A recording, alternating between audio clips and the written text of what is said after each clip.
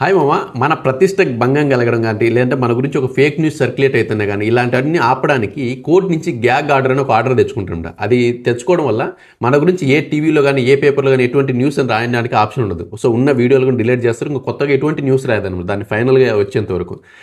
అలా ఏం జరిగిందంటే రీసెంట్గా ఏమైందంటే మన బీఆర్ నాయుడు గారు, మన టీటీడీ చైర్మన్గా ఉన్నటువంటి బీఆర్ నాయుడు గారు తన ఫేక్ వీడియో ఒకటి సర్క్యులేట్ అయితే దాన్ని ఆపండి, దాని గురించి ఎటువంటి డిబేట్లు జరగకూడదంటే ఫైనల్గా ఏం చేసిందంటే గ్యాగ్ ఆర్డర్ ఇష్యూ చేసేది, దాని గౌరవాన్ని భంగం కలగకూడదని.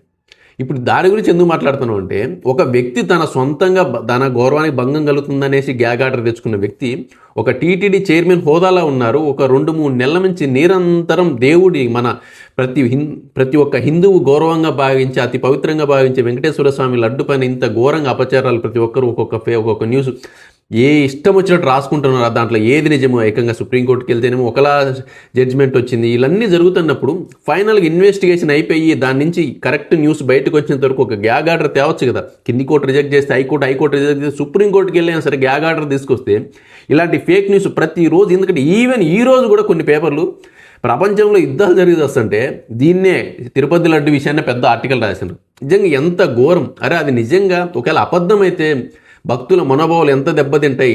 మన దేవుణ్ణి మనం ఇంత కించపరుచుకుంటున్నామే. మన దేవుడు, మన హిందువులు అందరూ అంత మూకముడిగా ఉన్న మన దేశంలో మన దేవుడి గురించి మనమే నిరంతరం ఇంత దుష్ప్రచారాలు చేసుకుంటున్నాం, ఇష్టం వచ్చేట్టు మాట్లాడుకుంటున్నామే. కనీసం ఒక గ్యాగ్ ఆర్డర్ తెస్తే ఏ ఒక్కడు మాట్లాడుకుని ఉంటాడు. రెండోది, ఏ పేపర్లు దాన్ని పబ్లిసిటీ చేయవు. మన పేపర్లు ఏం లేదు, నచ్చినట్టు రాస్తాయి, వాళ్ళకి ఏ ఊరికి నచ్చినట్టు రాస్తాయి. తీరా రేపు కోర్టు నుంచి జడ్జిమెంట్ వచ్చిన రోజు అప్పుడు కావాలంటే అప్పుడు మళ్ళీ దానికి అనుకూలంగా రాస్తాయి. సో అలాంటప్పుడు టీటీడీ పాలక మండలి ఏం చేస్తుంది? చైర్మన్గా ఉన్నారు, మీరేం చేస్తున్నారు?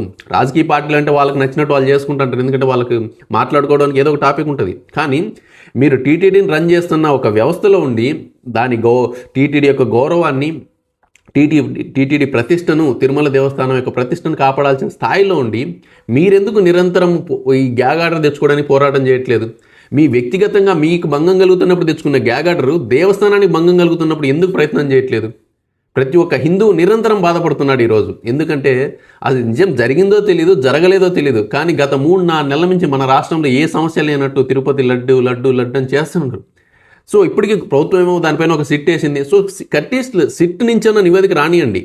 అంతవరకన్నా ఈ ఫేక్ ప్రచారాలు అది నిజమో అవ్వదు. ఎందుకంటే తప్పు జరిగితే శిక్షించాలి ఎవరినైనా, ఎందుకంటే ప్రతి ఒక్క మనిషి మనోభావాలు దెబ్బతీసిన స్థాయిలో ఉన్నప్పుడు శిక్షించాలి. కానీ అంతవరకన్నా ఈ ఫేక్ ప్రచారాలతో దేవుడు మీ గౌరవాన్ని దెబ్బతీయకుండా ఉండేట్టు అవుతుంది నా అభిప్రాయం.